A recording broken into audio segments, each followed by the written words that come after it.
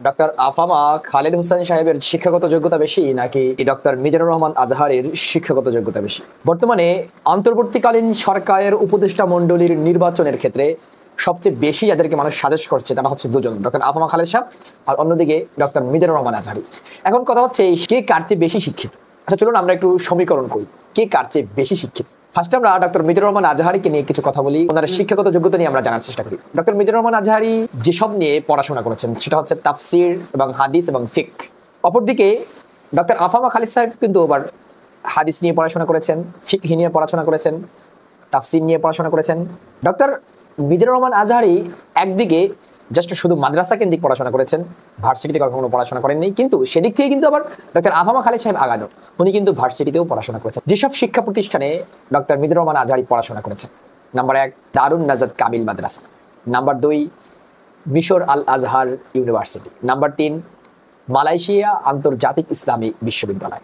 অপরদিকে ডক্টর আফামা খালেদ সাহেব পড়াশোনা করেছেন আল জামিয়া ইসলামিয়া পটিয়া চট্টগ্রাম এবং চট্টগ্রাম বিশ্ববিদ্যালয়। এবার আমরা ডক্টর মিজানুর রহমান আজহারির আরো কিছু যোগ্যতা নির্ণয় করার চেষ্টা করব। ডক্টর মিজানুর রহমান আজহারি 2004 সালে দাখিল পাশ করেছেন, 2006 সালে আলিম পাশ করেছেন। উভয় পরীক্ষায় কিন্তু উনি মাদ্রাসা শিক্ষা বোর্ডের মেধা তালিকায় শীর্ষ স্থান দখল করেছেন। অপরদিকে ডক্টর আফামা খালেদ সাহেবের শিক্ষাগত যোগ্যতা বা যখন উনি পড়াশোনা করেছেন তখন কিন্তু আবার উনি ওনার চেয়ে মোটেও কম নয়, কিংবা উনিও কিন্তু যে বেফাকুল মাদারিস আরাবিয়া বাংলাদেশের মেধা তালিকায় শীর্ষ স্থান হয়নি ব্যাপারটা এমন নয়, তবে সঠিকটা আমরা জানতে পারিনি।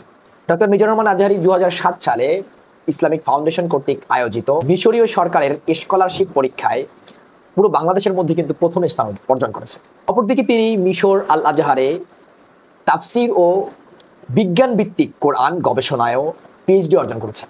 সেখান থেকে তিনি গ্রাজুয়েশন কমপ্লিট করেছেন। আবার মালয়েশিয়া আন্তর্জাতিক ইসলামিক বিশ্ববিদ্যালয় থেকে এমফিল ও পিএইচডি ডিগ্রি অর্জন করেছেন। যাই হোক না কেন, আমরা ডক্টর মিজানুর রহমান আজহারির অনেকগুলো শিক্ষাগত যোগ্যতা নিয়ে আমরা আলোচনা করলাম।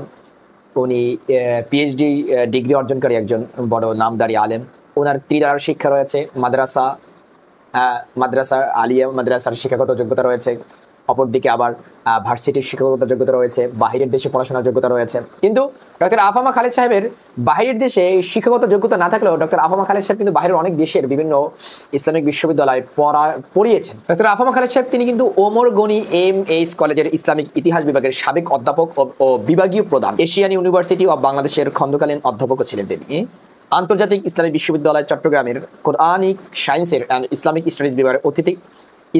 স্টাডিজ বিভাগের অতিথি শিক্ষক, বিশ্ব মুসলিম লীগের মুখপাত্র, the world Muslim League journal সহ বিভিন্ন সাময়িকীতে তার 2 শতাধিক গবেষণাধর্মী প্রবন্ধ প্রকাশিত হয়েছে।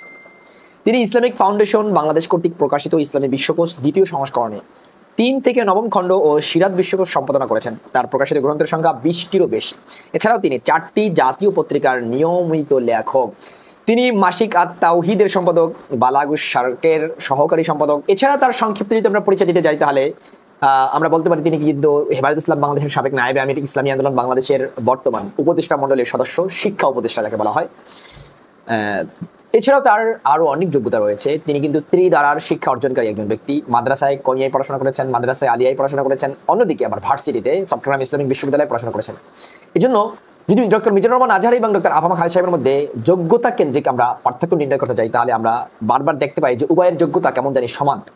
কিছু কিছু দিক থেকে ডক্টর মিজানুর রহমান আজহারি আগিয়ে, আবার কিছু কিছু দিক থেকে ডক্টর আফামা খালেদ সাহেব আগিয়ে, কিন্তু দুজনেরই কিন্তু ত্রিধারার শিক্ষা রয়েছে। কিন্তু এই দিক থেকে আবার ডক্টর মিজানুর রহমান আজহারির যেহেতু রাজনৈতিক জ্ঞান একটু কম, যেহেতু উনি রাজনৈতিক ময়দানের সময় দেয়নি, অপরদিকে ডক্টর আফামা খালেদ সাহেবের রাজনৈতিক জ্ঞান কিন্তু একটু বেশি, যেহেতু উনি রাজনৈতিক যত দল আছে সকল দলেরই মুখপাত্র, সকল দলকে সমন্বয়কারী একজন ব্যক্তি। দেখেন না কেন, আপনারা জেনে অত্যন্ত খুশি হবেন যে ডক্টর আফামা খালেদ হোসেন সাহেব অন্তর্বর্তীকালীন সরকারের উপদেষ্টা মণ্ডলীর আলেম প্রতিনিধি হিসাবে নির্বাচিত হয়েছেন। আলহামদুলিল্লাহ, এটি আমাদের জন্য একটু খুশ খবর। এভাবেই আলেমদের উপরে ভরসা করুন, আপনি প্রত্যাশা করুন, প্রত্যাশা রাখুন, ভরসা রাখুন, প্রত্যাশা করুন, ভরসা রাখুন। ইনশাল্লাহ আল্লাহ তাআলা অচিরেই বাংলা হবে ইসলামের বাংলা, এই আশাটা আপনারা রাখতে পারেন। ধীরে ধীরে বাংলার প্রতিটি প্রত্যন্ত অঞ্চলে এবং বাংলাদেশের গণভবন থেকে শুরু করে, বঙ্গভবন থেকে শুরু করে আজকের আমাদের জাতীয় সংসদ ভবনে আলেমরা কথা বলে, আলেমদের দেশ হবে ইনশাআল্লাহ আজিজ। আসসালামু আলাইকুম।